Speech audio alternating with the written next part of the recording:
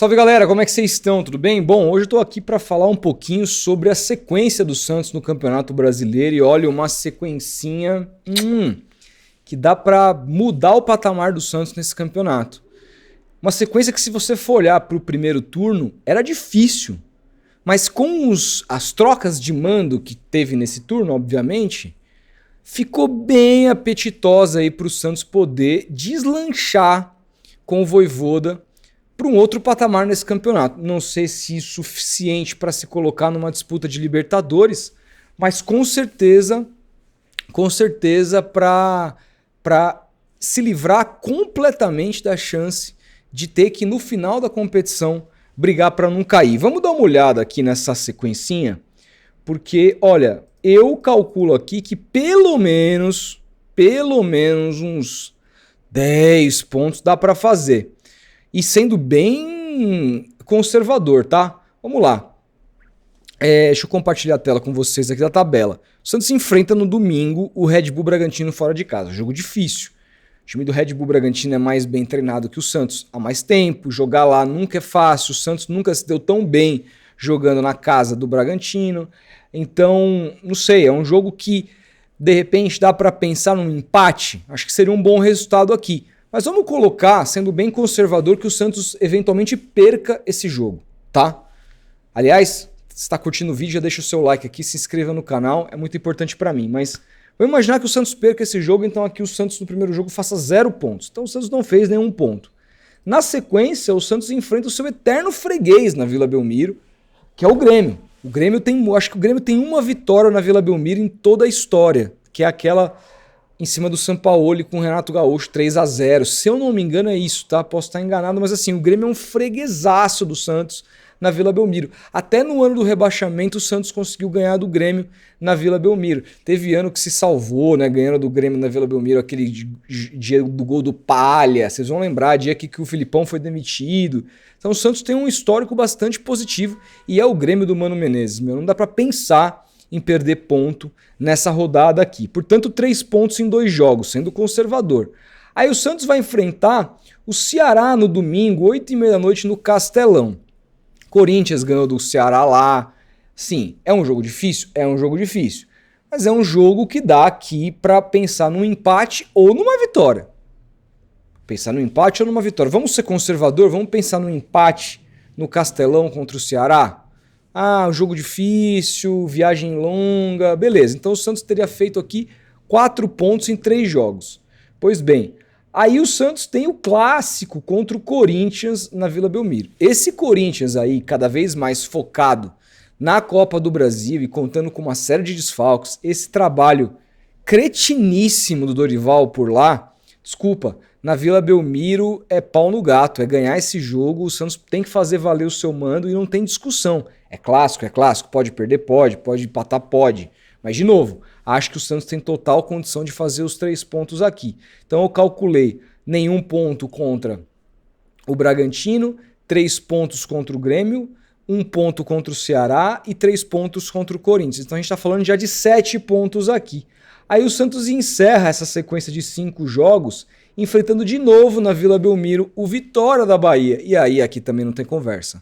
Aqui é Vitória em cima do Vitória, que está de mal a pior, zona do rebaixamento do campeonato. E aqui praticamente sacramentar uma classificação, pelo menos de meio de tabela, sacramentar que o Santos não vá mais brigar contra o rebaixamento até o final do campeonato.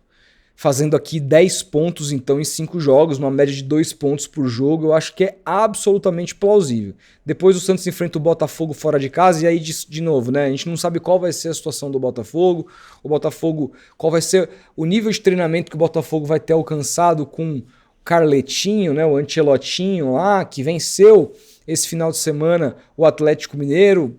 Pode se apresentar no futuro um jogo interessante para o Santos. Hoje é um jogo incerto. Depois o Santos enfrenta o Fortaleza na Vila Belmiro. É outro jogo que tem muita obrigação de vencer também. E então enfrentar o Palmeiras. E pode ser que entre esses jogos tenha a marcação do jogo contra o Palmeiras na Vila Belmiro, que pode até atrapalhar essa sequência que eu falei, porque aí mesmo jogando na Vila Belmiro eu acho que o Palmeiras é favorito Palmeiras é o melhor visitante do campeonato. As médias do Palmeiras fora de casa, nos últimos anos, jogando o Campeonato Brasileiro e jogando outras competições, principalmente Libertadores, é absurda. Então, esse jogo aqui, sendo bem conservador, a gente considera a vitória do Palmeiras. Mas, em todo caso, mostra que até esse jogo contra o Palmeiras, esse fora de casa aqui no Allianz, num dia 5 de novembro, o Santos tem uma sequência que dá para se colocar numa condição bastante favorável na competição. Então, portanto, solidificar o trabalho do Vojvoda e se afastar completamente da chance do rebaixamento. É isso que eu acho que vai acontecer? Bom, de novo, é muito cedo para fazer essa análise. A gente viu 3 jogos até aqui, né, com o Vojvoda no comando. O primeiro jogo foi um primeiro tempo difícil, que o Santos não conseguiu ter a bola e o Fluminense se sobressaiu no primeiro tempo. O Santos foi melhor no segundo, mas sem muita efetividade. Teve até o gol lá do Tiquinho no final, mas que foi anulado pela arbitragem. Depois o Santos enfrenta o Atlético. Ele vai muito bem no primeiro tempo, só que com a expulsão do Zé Ivaldo, a gente não pôde saber o que aconteceria nesse jogo, né, em termos de resultado. De qualquer jeito, o Santos consegue se recuperar de um gol sofrido, ter um jogador a menos e empatar o jogo, que sai com um excelente resultado. E o Santos enfrentou o São Paulo num primeiro tempo dominante, muito dominante, num segundo tempo que enfrentava mais dificuldades a partir da entrada de jogadores importantes no São Paulo e de uma correção tática que o Crespo fez, principalmente no meio de campo, que estava sobrando no primeiro tempo, ele corrige isso e o Santos faz o gol no segundo tempo com uma bela jogada, mas foi um tempo que o Santos não teve tantas chances assim. Tirando o gol, só o lance do Tiquinho Soares que chutou medonhamente para fora.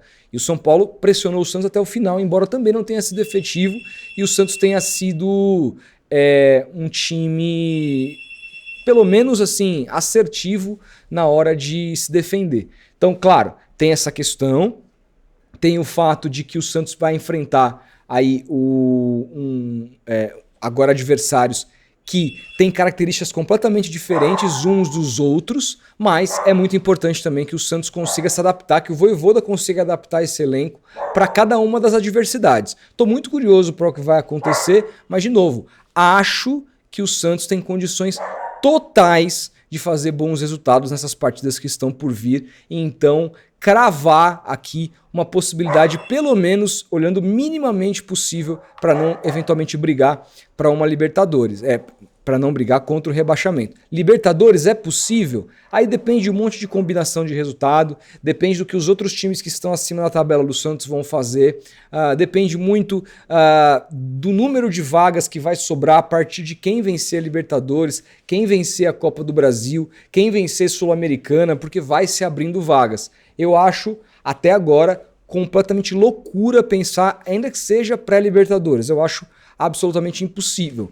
por enquanto. Agora, de novo, o Santos não pode e não deve enfrentar um final de 2025 novamente brigando contra o rebaixamento. O Santos precisa dar um start para que, nesse momento, não brigue por isso. E aí, com isso, já uma vez contra essa briga, fora dessa briga contra o rebaixamento, o Santos pode pensar mais cedo na temporada de 26, já com o comando, no comando do treinador, que o Santos espera ter para 2026. Porque é muito diferente da temporada passada, quando o Santos se classifica antecipadamente num campeonato que acabou antes, que é a Série B. Só que o Santos tinha ali um profissional que ele já não sabia que ele não ia contar para 2025, que era o Fábio Carille. Então ele teve que demitir esse profissional. Aí ele demorou, o quê? Uns 2, 3 meses para contratar um técnico péssimo como foi o Caixinha. Tudo isso fez com que a gente atrasasse muito o planejamento para esse ano e colhesse os péssimos frutos dessas más escolhas. Agora é diferente. Se o Vojvoda conseguir, nesses 5 jogos que tem pela frente, se afastar de uma briga de vez contra o rebaixamento e deixar o Santos numa condição tranquila para o resto da competição, mesmo que não haja tempo suficiente para eventualmente brigar por uma vaga na Libertadores, não que o time tenha que desistir nem nada, mas mesmo que não consiga essa missão dificílima, o Santos se coloca numa condição de, dessa vez, antecipadamente, poder se planejar para o ano seguinte. Perdão. Então, é uma sequência de ouro que o Santos tem agora pela frente desses 5 jogos. Até deu uma derrota de lambuja contra o Bragantino, sendo bem conservador para o Santos poder aproveitar e se livrar de uma vez por todas dessa posição.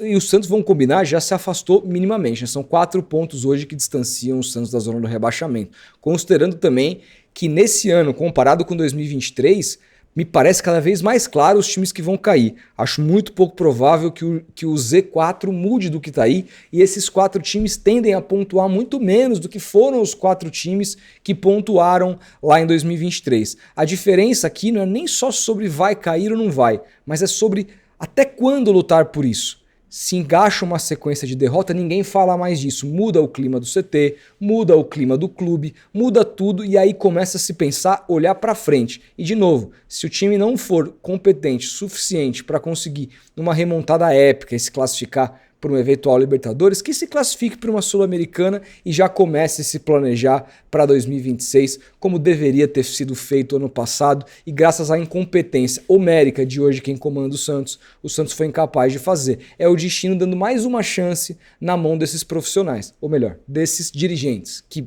não são profissionais, e a gente sabe disso, né?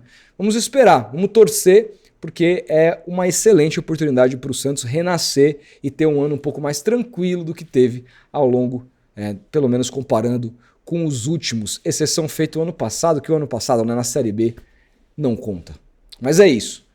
Chegou até aqui, deixa seu like, a gente vai se falando. Um grande abraço e até a próxima. É nóis!